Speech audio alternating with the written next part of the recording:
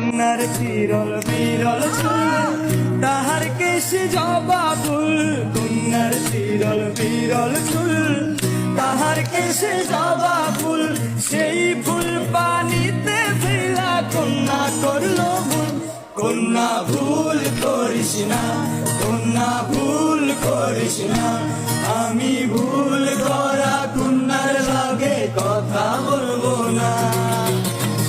একটা ছিল সোনার কন্যা মেঘবরণ কেশ, ভাটি অঞ্চলে ছিল সেই কন্যার দেশ।